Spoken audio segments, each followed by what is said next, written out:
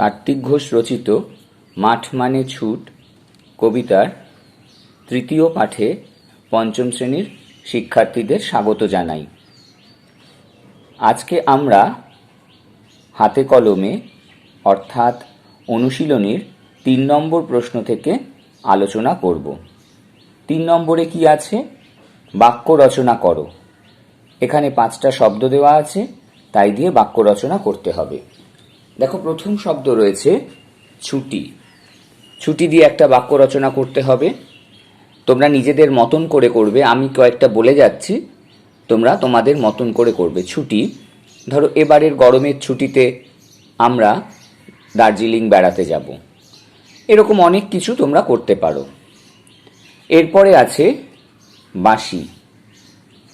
আমাদের পাড়ার অমলবাবু খুব ভালো বাঁশি বাজাতে পারেন। তারপরে আছে বাজনা। বাজনা দিয়ে করবে। আমাদের স্কুলের কৃষাণু খুব ভালো বাজনা বাজায়। এরকম নিজেদের মতন করে তোমরা করবে।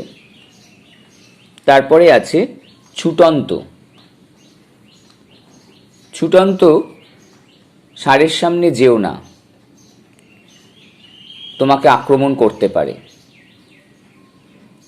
দ্বীপ। দ্বীপ দিয়েও করবে তোমরা এরকম ভাবে। দ্বীপ মানে প্রদীপ। গ্রামে তুলসী তলায় প্রতিদিন সন্ধ্যায় দ্বীপ জ্বালানো হয়। এরপরে 4 নম্বর প্রশ্নে চলে যাও। ক্রিয়াটি বেছে নিয়ে আলাদা করে লেখো। এখানে যে বাক্যগুলো দেওয়া আছে তার মধ্যে থেকে ক্রিয়াপদগুলো আলাদা করে বেছে নিয়ে লিখতে হবে। প্রথম বাক্যটা কি আছে? 4-এর 1, মাঠে শিশুরা অগাধ খুশিতে লুটোপুটি খায়। এখানে ক্রিয়াপদ হলো লুটোপুটি খায়। তারপরে আছে ছুট মানে বুঝতে গেলে ছুটতে হবে। ছুট মানে বুঝতে গেলে ছুটতে হবে। এখানে ক্রিয়াপদ হচ্ছে ছুটতে হবে। তারপরে আছে আর কিছু বলবো না। এখানে ক্রিয়াপদ বলবো। তারপরে আছে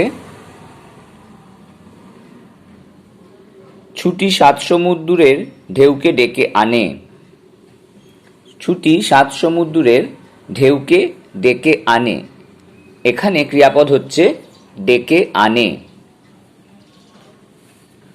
তারপরে 4-এর 5, জীবনে আমি শুধু এগিয়ে যাব। জীবনে আমি শুধু এগিয়ে যাব। এখানে ক্রিয়াপদ হচ্ছে যাব। এরপরে রয়েছে 5 নম্বর প্রশ্ন। 5 নম্বর প্রশ্নে আছে বিপরীতার্থক শব্দ লেখো। এখানেও 5টা শব্দ রয়েছে, তার বিপরীতার্থক শব্দ লিখতে হবে। যেমন প্রথম রয়েছে ছুট। ছুটের বিপরীত শব্দ স্থির, ছোটা আর স্থির হয়ে থাকা।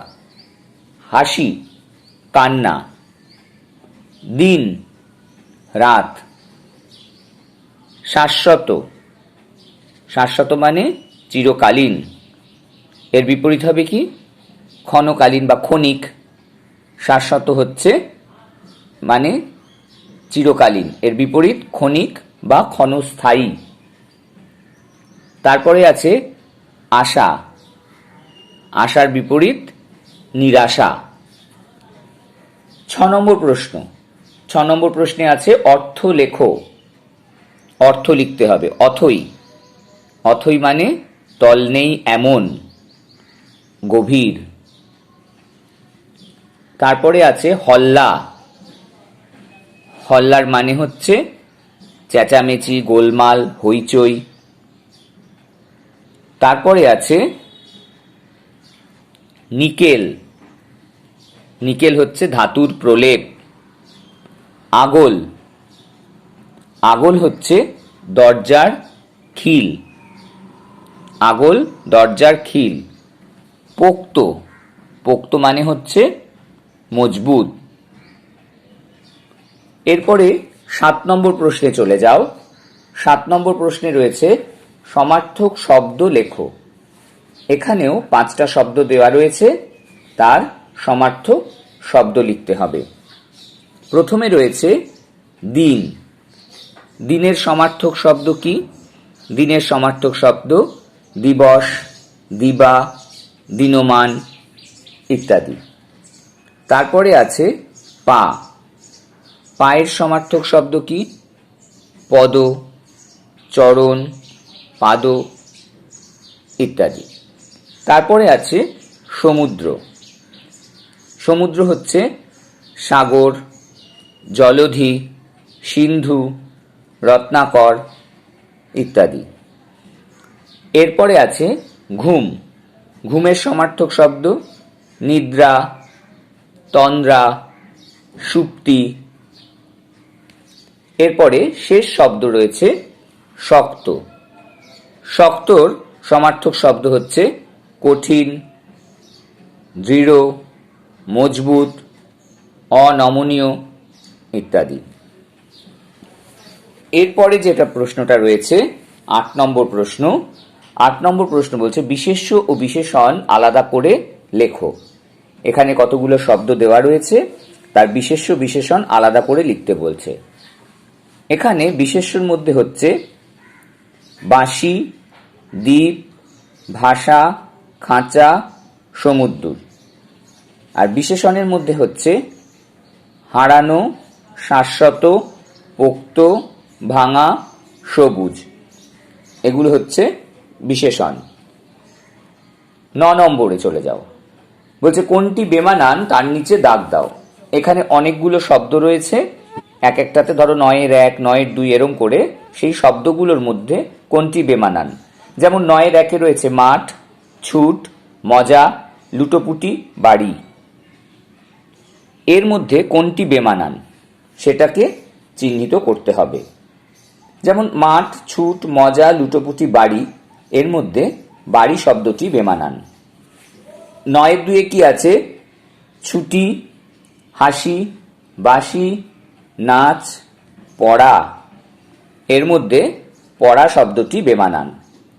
এরপরে আছে আশা, বাঁচা, ছোট, মজা, ঘুম। এর মধ্যে কোনটা বেমানান শব্দ? এর মধ্যে বেমানান শব্দ হচ্ছে ছোট। কেন?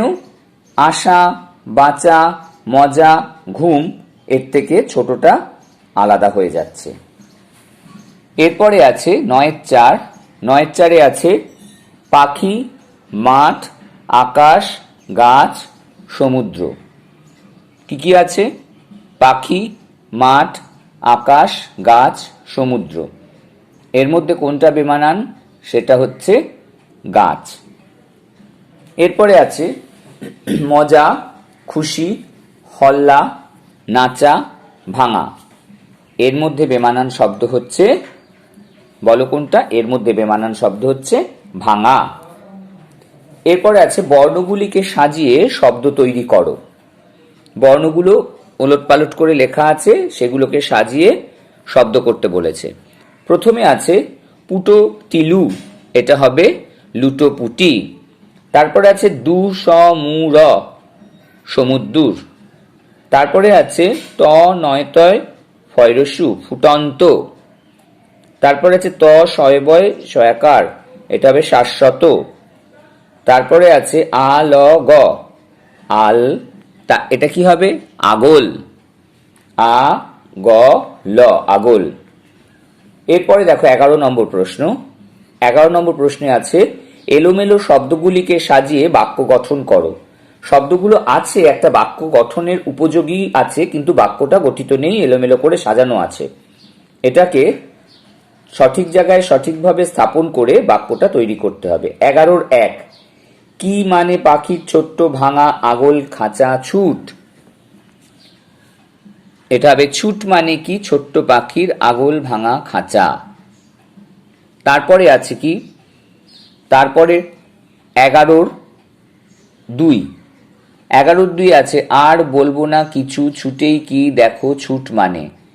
তাহলে ছুট মানে কি? ছুটেই দেখো আর কিছু বলবো না। 11-র 3 শাশ্বত দ্বীপ এক তো মাঠ মানে সবুজ প্রাণের। এটা হবে মাঠ মানে তো সবুজ প্রাণের শাশ্বত এক দ্বীপ। 11-4 ঘুম তাড়ানো মন হারানো বাঁশি কি মাঠ মানে। এটা হবে মাঠ মানে কি ঘুম তাড়ানো মন হারানো বাঁশি। 11-5 ছুটি মানে কি মজাই শুধু মাঠ মানে মাঠ কি। এটা হবে মাঠ মানে কি মজাই শুধু মাঠ মানে কি ছুটি। এটা এভাবে করতে হবে। এরপরে চলে যাও 12 নম্বর প্রশ্ন। একই অর্থের অন্য শব্দ পাঠ থেকে খুঁজে নিয়ে লেখো। একই শব্দের অন্য অর্থ পাঠ থেকে, অর্থাৎ এই যে কবিতাটা আমরা পড়লাম এই কবিতার মধ্যে যে শব্দগুলো রয়েছে এখানে একই অর্থ। যেমন ধরো আনন্দ, আনন্দের একই অর্থ কি আছে কবিতায়, মজা। গড়াগড়ি খাওয়া, লুটোপুটি, যেটা কবিতার মধ্যে রয়েছে। চিৎকার চেঁচামেচি, চিৎকার চেঁচামেচি কি হবে, হল্লা, যেটা কবিতার মধ্যে রয়েছে, অর্থটা একই। বংশী কি হবে, বাঁশি। চিরদিনের, শাশ্বত। বাঁধন, বাঁধন কি হবে, আগল। পিঞ্জর, খাঁচা, পিঞ্জর মানে খাঁচা। এরপরে চলে যাও 13 নম্বর প্রশ্নে। এক কথায় প্রকাশ করো। 13-1 যা ছুটে চলেছে ছুটন্ত, যা ফুটছে ফুটন্ত, যে ঘুমিয়ে আছে ঘুমন্ত, যে নেচে চলেছে, এখানে কি আছে কবিতার মধ্যে, নাচনা। তাহলে যে নেচে চলেছে নাচনা বা নৃত্যরত, তাহলে যে নেচে চলেছে নৃত্যরত অথবা নাচনা। এরপরে চলে যাও 14 নম্বর। 14 নম্বরে বলেছে অর্থ শব্দ যুগলের অর্থ পার্থক্য দেখাও। শব্দ যুগল, যুগল মানে দুটো করে যুগল, শব্দ যুগলের অর্থ পার্থক্য দেখাও। এখানে কি আছে, প্রথম দয় দীর্ঘী প, আরেকটা আছে দয় বয় দীর্ঘী প। দয় দীর্ঘী প দ্বীপ মানে হচ্ছে প্রদীপ, দয় বয় দীর্ঘী প দ্বীপ মানে হচ্ছে জলবেষ্টিত ভূভাগ। তারপরে আছে ভাষা, ভাষা প্রথমটা আছে ভয়াকার মূর্ধন্য শয়াকার, তারপরে আছে ভয়াকার দন্তের শয়াকার। ভাষা মানে হচ্ছে মূর্ধন্য শয়াকার যেটা ভাব প্রকাশের মাধ্যম, দন্তের স হচ্ছে ভেসে থাকা। তাহলে একটা হচ্ছে মূর্ধন্য স মানুষ মনের ভাব বোঝাতে মুখ দিয়ে যে অর্থপূর্ণ শব্দগুলি প্রকাশ করে তাকে বলা হয় ভাষা, আর একটা হচ্ছে ভাষা মানে ভেসে থাকা বা ভেসে যাওয়া। আর 3 নম্বর আছে দয় দীর্ঘী ন দয়রস্যি ন।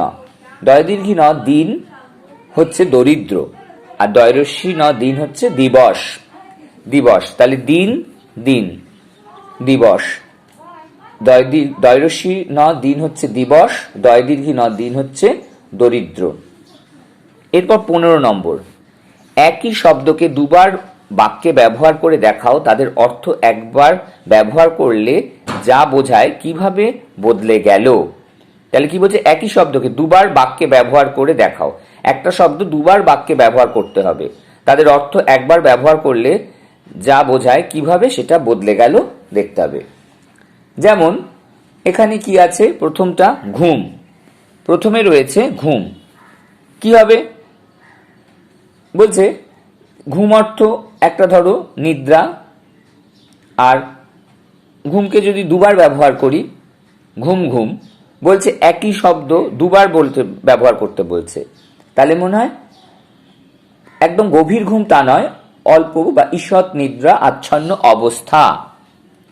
তাহলে একটা বলছি যে আমরা যদি বলি আমার ঘুম ঘুম পাচ্ছে, তাহলে এখানে কি হচ্ছে, একটা ঘুম ঘুম পাচ্ছে একই শব্দ দুবার ব্যবহার করছি। একটা আমি বলতে পারি যখন পড়াচ্ছে স্যার ক্লাসে আমার কেমন ঘুম পাচ্ছিল, এটা একটা হয়। আবার ধরো ঘুম ঘুম পাচ্ছিল, সেটাও একটা হয়। একই শব্দ দুবার ব্যবহার করে তাদের অর্থ একবার ব্যবহার করলে যা বোঝায় কিভাবে বদলে গেল বলছে, তাহলে অর্থটা বদলে গেল। আবার আরেকভাবেও করা যায়, ধরো তোমার পড়াশোনা নিয়ে বাবা মার ঘুম হয়নি সারা রাত, মানে এটা হচ্ছে চিন্তা। এবার ধরো খুশি, তারপরটা আছে কি খুশি। তোমাকে আজ খুশি খুশি দেখাচ্ছে, খুশি মানে আনন্দ, আর খুশি খুশি অর্থ যেন খুশি হয়েছে এমন ভাব। তাহলে তোমাকে আজ খুশি খুশি দেখাচ্ছে। হ্যাঁ, এই যে এই ব্যাপারটা এভাবেই করতে হবে। এরপরে ধরো ভাঙা। এবার ভাঙা মানে হচ্ছে টুকরো হয়ে যাওয়া, আর ভাঙা ভাঙা করলে কি হবে, ভেঙে গেছে এমন। ভাঙা ভাঙা গলায় তুমি আর কবিতা বলো না, ভালো লাগছে না, এরকম ভাবে করতে হবে। সোনা, সোনা দুবার যদি ব্যবহার করি, সোনা সোনা।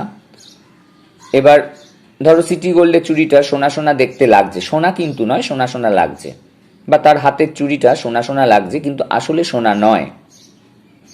এভাবে আমরা করব এগুলো। এরপরে আছে সবুজ, দুবার ব্যবহার করে। সবুজ সবুজ ঘাসের ওপর দিয়ে রোজ হাঁটা দরকার। সবুজ অর্থ হচ্ছে একটা বর্ণ, হরিৎ বর্ণ। আর সবুজ সবুজ কথার অর্থ হচ্ছে সবুজের সমারোহ বা প্রাচুর্য, বা এটাকে আমরা অন্যভাবেও করতে পারি। সবুজ, আমাকে আমার মা একটা সবুজ রঙের পেন কিনে দিয়েছে। এখানে সবুজ বলতে হরিৎ বর্ণ। আর যদি বলি সবুজ, আমাদের বাড়ির সামনে সবুজ গাছপালা হয়েছে, সেটাও সবুজ মানে হরিৎ বর্ণ। তাহলে আমরা এখানে একই শব্দ দুবার ব্যবহার করব। কিভাবে? সবুজ, সবুজ সবুজ ঘাসের ওপর দিয়ে রোজ হাঁটবে। সবুজ অর্থ হরিৎ বর্ণ, সবুজ সবুজ কথার অর্থ হলো সবুজের সমাবেশ বা প্রাচুর্য। সোনা অর্থাৎ উজ্জ্বল এক ধাতু, সোনার অর্থ। কিন্তু যখন বুঝি সোনা সোনা দেখতে, তার মানে সোনার মতো দেখতে, সোনা নয়। এভাবে এগুলো আমরা করব। তাহলে তৃতীয় পাঠ আজ আমাদের এই পর্যন্তই।